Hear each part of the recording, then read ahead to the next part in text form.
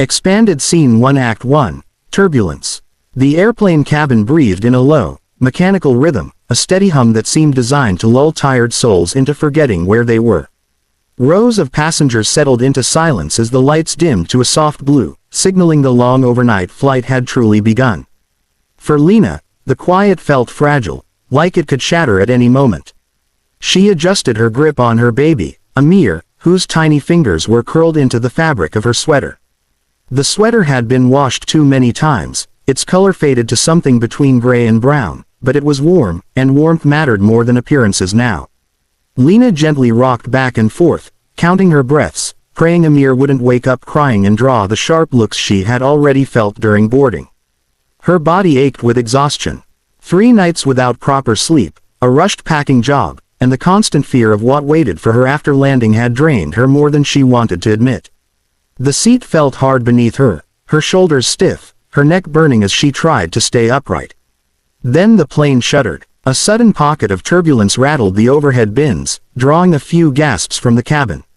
Lena flinched instinctively, tightening her hold on Amir. In that brief moment, fatigue won the battle she had been fighting all evening. Her head tipped sideways. It came to rest on something solid. Warm. She didn't realize it was a shoulder. Beside her sat Adrian Hale. He had boarded quietly. No entourage, no obvious signs of importance. Just a composed man in a tailored coat, eyes calm, posture relaxed. When Lena's head leaned against him, he froze for half a second, then slowly exhaled. He glanced down, taking in the sight of a young woman worn thin by life, a sleeping baby rising and falling softly against her chest. He could have shifted. He didn't. Adrian straightened just enough to support her weight without waking her, angling his shoulder carefully. The turbulence eased, but Lena slept on, her breathing shallow at first, then deeper, the kind of sleep that only comes when the body finally gives up. Around them, the cabin settled again. A flight attendant passed, recognized Adrian, and paused, then noticed the sleeping mother and child. Understanding flickered across her face. She moved on without a word. At 30,000 feet, among strangers and clouds, Lena slept, unaware that the quiet moment she had stumbled into would change everything once she woke. Expanded Scene 2 Act 2, The Awakening. A soft cry stirred Lena from sleep. For a heartbeat, she didn't know where she was. The hum of the engines, the dim blue lights, the unfamiliar pressure against her temple, it all rushed in at once. Then reality snapped into focus. She jerked upright, her heart slamming as she realized her head had been resting on the shoulder of the man beside her. Oh my God, I'm so sorry, she whispered urgently, pulling away as if burned. She tightened her hold on Amir, who squirmed and let out a small, confused whimper. Lena's face flushed hot with embarrassment. How could I be so careless? On a plane full of strangers, leaning on a man she didn't even know. She avoided his eyes, already bracing for irritation, for judgment, for that cold look people sometimes gave when they saw her worn clothes and the baby on her lap. Instead, she heard a calm voice. It's really okay, the man said gently. You looked exhausted. Lena risked a glance. He was smiling. Not the polite, forced kind, but something softer, understanding. His eyes held no annoyance, only concern. That unsettled her more than anger would have. I didn't mean to, she said again, her voice shaking. He finally fell asleep and I just. You didn't disturb me, he replied. Promise. As if, sensing the tension, Amir fussed louder. Lena shifted awkwardly, trying to soothe him, her movements rushed and apologetic. The man reached up and pressed the call button before she could stop him. A flight attendant appeared almost instantly. Her gaze flicked to the man's face, and her posture changed, straighter, more attentive. Mr. Hale, is everything all right? She asked. Lena froze. Mr. Hale. She watched the exchange in confusion as he nodded politely. Yes, thank you. Could we get some warm water for a bottle? The attendant smiled. Of course, sir. Right away. As she walked off, realization dawned on Lena. She had heard that name before, on news clips playing in shop windows, in headlines she scrolled past on her cracked phone. CEOs, billionaire lists, people who lived in a world nothing like hers. Her stomach twisted. I didn't know, she stammered, instinctively pulling back, as if distance could fix the mistake she'd made. If I'd known, I never would have. He turned toward her fully now. Known what? He asked. That I'm just a man on a flight. Lena blinked, caught off guard. He nodded toward Amir, who was calming again. Is this his first time flying? She hesitated, then nodded. Yes, he's doing great, he said warmly. The tension eased, just a little. The shock remained, but something else crept in too. For the first time that night, Lena didn't feel invisible. Expanded Scene 3 Act 3, The Truth. The cabin grew quieter as the flight pushed deeper into the night. Most passengers slept now, their seats reclined, their lives temporarily paused between departure and destination. Lena cradled Amir closer, rocking him gently as the warmth of the bottle soothed him back to sleep. Her movements slowed once she realized she was no longer being watched with impatience, but with care. Thank you, she said softly, glancing at the man beside her. For the water, and for being kind. He inclined his head. You don't need to thank me. Traveling with a baby alone isn't easy. That word, alone, hung between them. Lena looked down at her son's face, at the tiny lashes resting against his cheeks. It's just us, she admitted. She hadn't planned to say more, but the quiet made honesty feel safe. I'm going to a new city. I have an interview tomorrow morning. Tomorrow, he repeated. That's brave, or desperate, she said with a small, tired smile.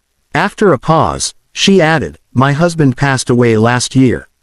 Cancer. Everything happened so fast. Her fingers tightened slightly around Amir's blanket. I couldn't keep up with the rent anymore. He didn't interrupt. He didn't look away. I sold what I could, Lena continued, voice barely above a whisper. This job, it's my chance to start over. If I don't get it, I don't know what we'll do. A faint tremor shook the plane. Without thinking, Adrian reached over and adjusted her seatbelt, making sure it sat securely across her lap in the baby carrier. His touch was careful, respectful, more practical than personal. You shouldn't have to carry all of that by yourself, he said quietly. Lena gave a short, humorless laugh. But I do. People say that all the time, but when it comes down to it, it's just me. For the first time, Adrian looked away, as if choosing his words with care. I've spent most of my life in boardrooms, he said, surrounded by people, and I've never felt more alone than in some of those rooms. He glanced back at her. Strength doesn't always look the way we expect. The plane jolted again, sharper this time. Amir stirred, whimpering. Adrian instinctively placed his hand against the armrest to steady himself, and her. I'm Adrian, he said finally. No titles. Lena, she replied. He reached into his jacket and pulled out a simple business card, holding it out. Between them, I'm not offering charity, he said before she could refuse. Just options, a reference, flexible work, childcare support, whatever you decide. Lena stared at the card, fear and hope colliding in her chest. She didn't take it yet, but for the first time in a long while, the future didn't feel completely closed. Expanded Scene 4 Act 4, Landing. The captain's voice crackled softly over the intercom, announcing the descent. Cabin lights brightened, and the quiet night atmosphere began to dissolve into movement, seatbacks upright, tray tables clicking into place, passengers rubbing sleep from their eyes. Lena felt the shift not just in the plane, but in herself. She looked down at the business card resting in her palm. Adrian Hale. The name now felt heavier than before, not because of his status, but because of what it represented. Possibility. She had spent so long learning not to hope that the feeling made her uneasy. You don't have to decide anything now, Adrian said, noticing her hesitation. Today is already full enough. Lena nodded, swallowing hard. I'm not used to people offering help without wanting something back. He smiled faintly. Neither am I. That's why I try to be careful with it. The wheels touched down with a firm thud. A few passengers clapped softly. Amir stirred, then settled again against her chest. Lena kissed his forehead, whispering reassurances she wasn't sure she believed yet. As the plane taxied to the gate, passengers stood, eager to rush out. Lena stayed seated, struggling to adjust her bag and the baby carrier at the same time. Before she could ask, Adrian stood and retrieved her small suitcase from the overhead bin. Thank you, she said, embarrassed. "Let me walk with you," he replied simply. At the gate, people streamed past them, eyes glued to phones, lives pulling them forward. Adrian's assistant waited nearby, tablet in hand. Adrian leaned in slightly. "This is Mara," he said. "She helps me make sure I don't forget what matters." Then, to Mara, "Lena has an interview tomorrow. Let's make sure childcare and transportation are arranged. No pressure, just support." Mara nodded without question. Lena's breath caught. "You don't even know if I'm good at what I do," she protested weakly. Adrian met her gaze. "I know you're resilient. Skills can be taught. Character can't." Tears welled despite her efforts to stay composed. She straightened, refusing to crumble. "I won't waste this," she said. "I know," he replied. They shook hands, equal, respectful.